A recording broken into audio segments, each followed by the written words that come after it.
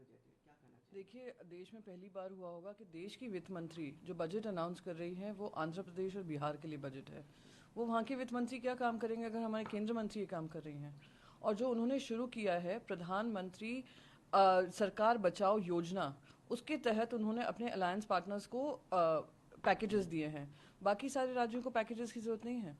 आज Maharashtra highest tax paying state है, सबसे ज्यादा टैक्सेस सेंटर हमसे ही लेती है। पर महाराष्ट्र को क्या मिलता है? वो भी तो अलायंस में इनकी सरकार चल रही है महाराष्ट्र में, उन अलायंस पार्टनर्स के लिए कुछ नहीं। और शर्म है, मुझे तो शर्म इस बात की है कि हमारे दो ऐसी पार्टियां हैं जो सरकार में तो बनी हुई हैं महाराष्ट्र में, पर केंद्र में वो अपना प्रभाव नहीं डाल पा रहे कि महाराष्ट्र के लिए भी किसी तरीके का पैकेज अनाउंस होना चाहिए। ये एक और चीज दिखाता है प्रधानमंत्री जी का महाराष्ट्र से जो विरोध बना रहा है जब से वो प्रधानमंत्री बने हैं, मुख्यमंत्री से लेकर प्रधानमंत्री तक, वो इस बजट में स्पष्ट नजर आ रहा है। इसलिए आप तमिलनाडु ले लीजिए, आप केरला ले लीजिए, आप वेस्ट बंगाल ले लीजिए, किसी भी राज्य में जहां पर बीजेपी के विरोध की पार्टियां खड़ी हैं उनके लिए कोई पैकेजेस नहीं दिए हैं। ये दुर्भाग्यपूर्ण है, इसका हम प्रोटेस्ट करेंगे क्योंकि एक बहुत गलत प्रथा शुरू हो रही है और उसका प्रोटेस्ट अगर पुरजोर तरीके से नहीं किया गया तो आगे वाली सरकारें भी इसी तरीके का काम करेंगी।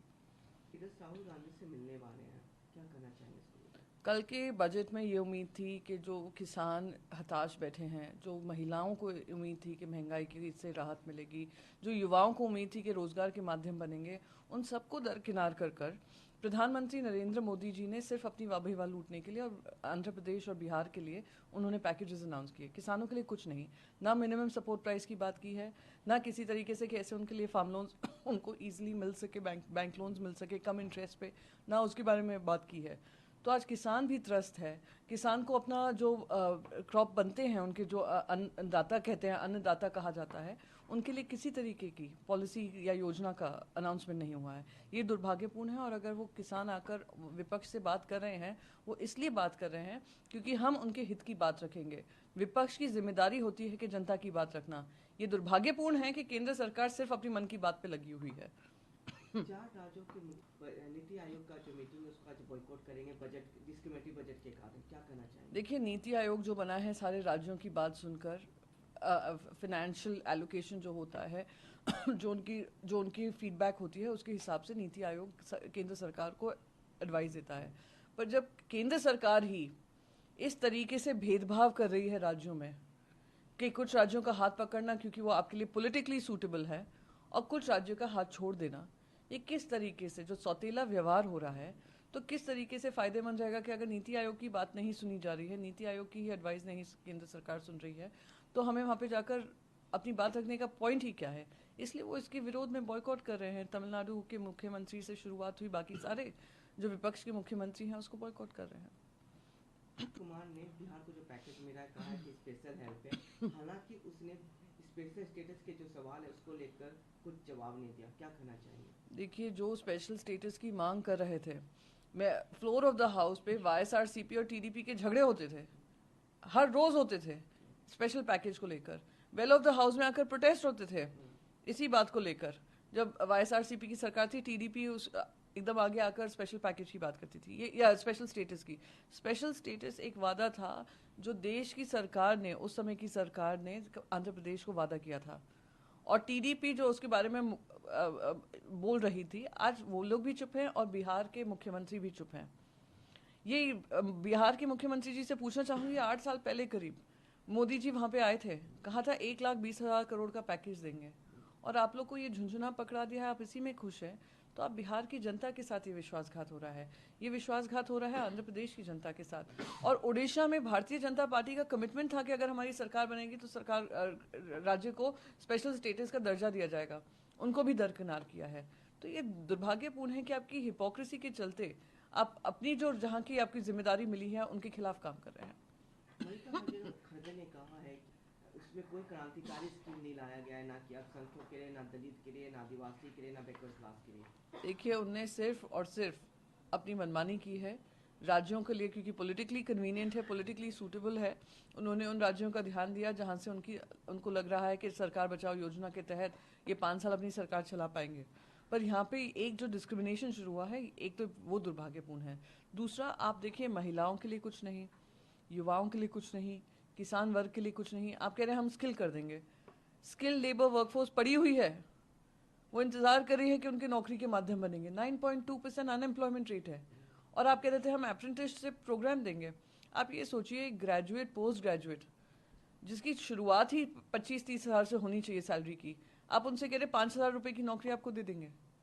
तो इस तरीके का जो काम किया है, जो बजट है, वो बहुत ही निराशाजनक है और आम आदमी के खिलाफ है। हेमंत बिस्वा शर्मा ने सबकी जो बजट कांग्रेस कंफ्यूज है, क्योंकि एक तरफ तो वो कह रहे हैं कि बजट डिस्क्रिमिनेटरी है, दूसरी तरफ वो कह रहे हैं उनके मैनिफेस्टो का भी कॉपी पेस्ट है। क्या करना चाहिए? मैं हिमंतो बिस्वा शर्मा जी इसके बारे में तो मैं ज़्यादा कोई टिप्पणी नहीं करना चाहूँगी, क्योंकि वो भी असम को लेकर, असम के सिवा वो सब जगह की बात करते हैं। असम में बाढ़ आई हुई है, असम में इतनी सारी दिक्कतें हैं जनता के बीच में, पर उनकी ना बात करके वो पूरे देश भर की बात करते हैं। तो ठीक है, वो उनकी उनकी सोच होगी, उनकी विचारधारा होगी। जनता, अगर आप कोई भी सोशल मीडिया प्लेटफॉर्म्स पे जाएंगे, सेंसेक्स को आप मापदंड मानते हैं सक्सेस स्टोरी का, सेंसेक्स भी कल गिरा है। कंज्यूमर्स भी जो आपके घोर समर्थक है, वो भी आपके खिलाफ बोल रहे हैं। तो संज्ञान लेंगे, और उनने जो कहा है वो उनकी सोच होगी। पी चिदम्बरम ने कहा है कि ये अनदर जुमला है, क्या कहना चाहेंगे इस बयान पर? बिल्कुल, अगर आप देखेंगे कि किसी भी एक वर्ग के लिए काम नहीं किया गया है, सिर्फ अपनी मन की बात की। कल भी मैंने कहा था कि उम्मीद करती हूँ जन की बात करेंगे। अभी हाल ही के हुए जनरल इलेक्शन में आप समझेंगे कि जनता में कितना आपके लिए आक्रोश है, इसलिए आपको मेजॉरिटी से भी दूर रखा। तो आप उनके हित का कुछ ऐसे अनाउंसमेंट्स करेंगे जो जनता के हित में होगा। जनता को कोई राहत की सांस मिलेगी, ना इनकम बढ़ रही है, ना खर्चे कम हो रहे हैं। वो सबसे बड़ी मार है जनता पे। आज एक महिला हो या एक परिवार हो, वो देखता है कि उनके पढ़े लिखे बच्चों के पास रोजगार नहीं है। जो एक महिला घर चलाती है, पूरा बजट संभालती है, वो देखती है उनके पास सेविंग्स की कोई माध्यम नहीं है। जो सेविंग्स कर करके एसेट क्रिएशन फॉर्मेशन हो रहा था, जैसे रियल एस्टेट को लेकर, आज आपने उसमें भी जो उनकी इन्वेस्टमेंट होती है वो भी आपने ख़त्म कर दिया। आपने जनता के लिए क्या किया? यही हुआ, अपने जन की बात ना सुनकर मन की बात कर कर उन्होंने बस अपने लिए और अपने अलायंस पार्टनर्स के लिए काम किया है और अपनी सरकार बचाने का काम किया है। ने भी बजट पर सवाल उठाया है। यहाँ तक कि दिल्ली के मिनिस्टर अतिशी ने भी कहा है कि दिल्ली को कोई स्पेशल पैकेज नहीं मिला है। क्या करना चाहेंगे? वही वो लोग विपक्ष को दुश्मन की तरह देखते हैं। वो विपक्ष को हम लोग बार बार कहते हैं मतभेद हो सकता है, मनभेद नहीं होना चाहिए और भेदभाव वाली राजनीति नहीं होनी चाहिए। ईडी, आईटी, सीबीआई सबका इस्तेमाल कर लिया। फिर आपने जो सेंट्रल फंड, जो जीएसटी जैसे महाराष्ट्र को मिलने चाहिए थे, जब तक हमारी सरकार थी वो रिलीज नहीं किया। वेस्ट बंगाल की सरकार अभी भी उसके लिए प्रोटेस्ट कर रही है कि उनके मनरेगा फंड्स उनको मिलने चाहिए। तो आप इस तरीके का जो भेदभाव कर रहे हैं कि जहाँ जहाँ विपक्ष की सरकारें हैं आप उनके खिलाफ काम कर रहे हैं, और अपने अलायंस को बचाने के लिए, अपनी सरकार को बचाने के लिए आप जो पैसा बहा रहे हैं वो आम जनता की जेबों से ही काट कर आ रहा है। ये सबसे दुखदाई बात है। कोर्ट ने नीट एग्जाम को लेकर आदेश दिया है कि नीट एग्जाम फिर से नहीं होना चाहिए, इसको लेकर क्या कहना चाहिए? देखिए, सुप्रीम कोर्ट ने जो वर्डिक्ट दिया है मैं उसका सम्मान करती हूँ, पर सवाल ये है, उन्होंने ये भी एडमिट किया है कि पेपर लीक हुआ है।